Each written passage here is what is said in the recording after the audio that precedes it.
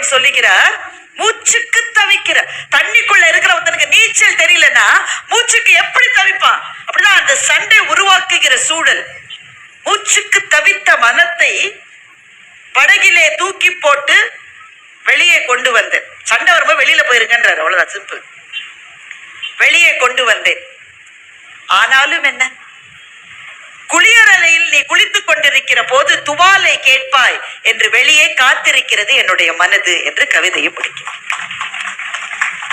அவ்வளவுதானே? கைதட்டல் அவ்வளவுதானே? இந்த அனுபவம் ஒரு கவிஞனால் மாத்திரமே வடித்து சொல்லக்கூடிய ஒரு அனுபவம். ஆனால் ஒரு கவிஞனுக்கு மாத்திரம் நேருகிற அனுபவம் இல்ல, நம்ம எல்லாருக்கும் நேருகிற அனுபவம். இதை படிக்கிற போது நமக்கு என்ன கிடைக்கிறது என்றால், அப்படி மூச்சுக்கு தவிக்கிறா போல ஒரு சண்டை நடப்பது எல்லா வீட்லயும் சகஜங்கன்னு அப்படிதான் இருக்கும். ஆனாலும் அந்த சண்டைக்கு பிறகு குளியலறையில் குளித்துக் கொண்டிருக்கிற அந்த நபர், அது கணவனாகவும் இருக்கலாம், மனைவியாகவும் இருக்கலாம், பாதிக்கப்பட்ட ஒரு நபர் வெளியிலே துவாலையோடு நிற்பதுதான் வாழ்க்கையினுடைய யதார்த்தம், நிதர்சனம்.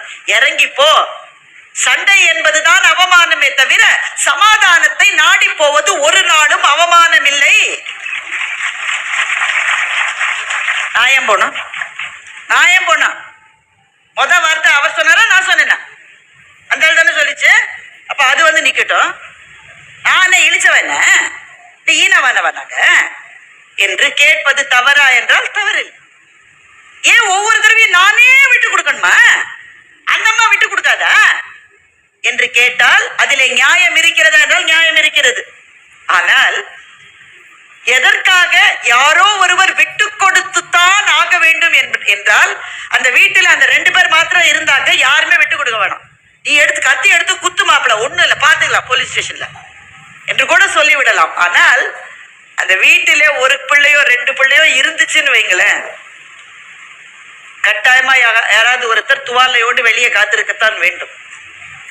அது யார் என்று நீங்கள் சண்டை போட்டுக் கொண்டிருந்தால் 2 இள நெஞ்சங்கள் அந்த சண்டை என்கின்ற சூறாவளியில் சிக்கி மூச்சுவிட முடியாத இதயங்களாக புழுங்குகிற சூழலை நம்முடைய குழந்தைகளுக்கு நாம் கொடுக்க கூடாது என்ற பொறுப்புணர்வு இருப்பவர்கள் நான் ஏன் விட்டு கொடுக்கணும்ன்ற கேள்வி கேட்க மாட்டாங்க. இப்ப இதெல்லாம் ரவி சுப்பிரமணியம் உங்களுக்கு சொன்னாரா? சொல்லல.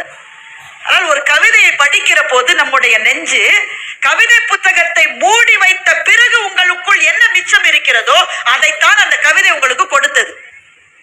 அதனால்தான் எழுத்தாளர் ஜெயமோகன் சொல்லுகிறார், ஒரு கவிதையிலிருந்து நீ என்ன அறிந்து கொண்டாய் என்பது முக்கியமே அல்ல, ஒரு கவிதையிலிருந்து நீ என்ன உணர்ந்து கொண்டாய் என்பதுதான் முக்கியம் என்று சொல்லுகிறார். ஒரு கவிதையில இருந்து அறிந்து கொள்ள முடியுமா? முடியும். பயங்கரமான சயின்டிஸ்ட் ஒரு கவிதையை எழுதி, இங்கிருந்து வானத்திலிருந்து பூமிக்கு எவ்வளவு இடைவெளி தெரியுமா, சந்திராயன் 3 உள்ளே இறங்கிய பிரின்சிபல் உனக்கு, இதெல்லாம் கவிதை எழுதலாம் எழுதலாம். இந்த கவிதையிலிருந்து ஏதாவது அறிய முடியும். ஆனால் எந்த கவிதை உங்கள் நெஞ்சத்தில் இருக்கும் என்றால், ஒரு கவிதை புத்தகத்தை மூடி வைத்த பிறகு உங்கள் நெஞ்சுக்குள் என்ன மிஞ்சுகிறதோ, என்ன உணர்கிறீர்களோ, அதுதான் அந்த கவிதை உங்களுக்கு கொடுப்பது. ரவி சுப்பிரமணியத்தினுடைய கவிதை நம் ஒவ்வொருவருக்குமானது. எல்லா வீட்லயும் சண்டை, எல்லா வாழ்க்கையிலும் சண்டை என்ற வார்த்தையை கூட சொல்ல வேண்டாம். சண்டைன்றது ஒரு பெரிய ஸ்டேஜ். முரண்கள், கான்ஃபிளிக்ட்னு ஆங்கிலத்தில் சொல்றோம் இல்லையா?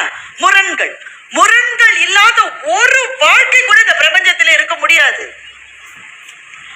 அப்போ முரண்களோடு வாழ்வது எப்படி தெரிந்து கொள்வது? பெரியவர்கள் சொல்லிக் கொடுக்கலாம், ஆனா அவங்களே பாத்தீங்கன்னா சண்டையிலே இருக்காங்க. பிள்ளைகளோட அதிகமா சண்டை போடுறாங்க. பிள்ளைகளுடைய வாழ்க்கையில் சண்டைகளும் சமாதானங்களும் ரொம்ப ஈஸியா இருக்கு. கண்ணதாசன் அதை பற்றி ஒரு கவிதை எழுதி இருக்கிறார். உன்னோட நான் டூ என்று சொல்லுவதில் தொடங்குகிறது பிள்ளை பிராயத்து சண்டைகள். அவ்வளவு சின்ன பிள்ளை இப்ப டூ விடுறீங்களாப்ப?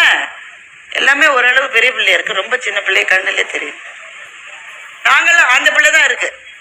நாங்களும் ஸ்கூல்ல படிக்கும் போது கட்டாயம் டூ விடுவோம். இப்ப இருக்கிற பிள்ளைங்கள விவரமா இருக்குன்னு நினைக்கிறேன். நான் உன்னோடு டூ என்று சொல்லுவதில் தொடங்குகிறது பிள்ளை பிராயத்தினுடைய சண்டைகள். கொஞ்ச நேரத்திலேயே இப்ப பழம் என்று சொல்லுவதில் வந்து சேருகின்றன சமாதானங்கள். பிள்ளையா இருக்கிற போது சண்டைகளும் சமாதானங்களும் சுலபமாக இருக்கின்றன. புரியுதானே? இது மட்டும் கவிதை, ஒன்னும் பிரச்சனை இல்லையே. கோனார் நோட்ஸ் வேணாமே? சரி. பிள்ளைகளா இருக்கிற போது சண்டைகளும் சமாதானங்களும் சுலபமாக இருக்கின்றன. சோறு ஆயிடுச்சு வரலாம் என்று வீட்டு முகட்டை பார்த்து கொண்டே குரல் கொடுக்கின்ற மனைவி அப்படின்னா என்ன அர்த்தம்? சண்டைன்னு அர்த்தம்.